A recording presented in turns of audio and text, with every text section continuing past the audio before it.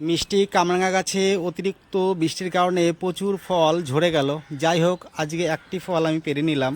বেশ ভালোই কালার হয়েছে এবং এই মিষ্টি কামরাঙার ফল খেতেও খুব সুস্বাদু। তবে আপনাদের একটু বলে রাখি যে এই বর্ষাকালীন আবহাওয়ায় দেখবেন এই ফলের গায়ে এরকম কিন্তু কালো কালো স্পট দাগ পড়ে, সেখান থেকে ফলগুলি কালো হয়ে নষ্ট হয়ে গাছ থেকে পড়ে যায়।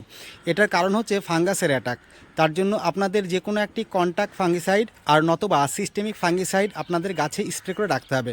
সিস্টেমিক ফাঙ্গিসাইড যদি ব্যবহার করেন তাহলে পার লিটার জলে 1 ml ব্যবহার করবেন, আর কন্ট্যাক্ট ফাঙ্গিসাইড ব্যবহার করলে পার লিটার জলে 2। তাহলে এই গাছের ফলগুলি কখনো দেখবেন কালো হয়ে গাছ থেকে ঝরে পড়বে না। আর অ্যামিস্টার টপ যদি ব্যবহার করেন তাহলে মাসে জাস্ট 1 থেকে 2 দিন পার লিটার জলে 1 ml ব্যবহার করবেন, তাতেই দেখবেন গাছ খুব ভালো থাকবে।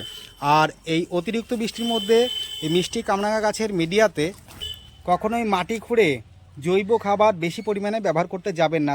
তাতে করে কিন্তু লাভের থেকে ক্ষতি হওয়ার ভয় বেশি থাকে। তাই যখন বৃষ্টি থাকবে না তখন এই ফলগুলিকে দ্রুত বড় করবার জন্য মিডিয়াতে খাবার দেবেন, কিন্তু টানা বৃষ্টির মধ্যে গাছে খাবার কোনোভাবেই ব্যবহার করতে যাবেন না। আজ এই পর্যন্তই, পরের কোনো ভিডিওতে আবার দেখা হচ্ছে। সঙ্গে থাকুন। নমস্কার।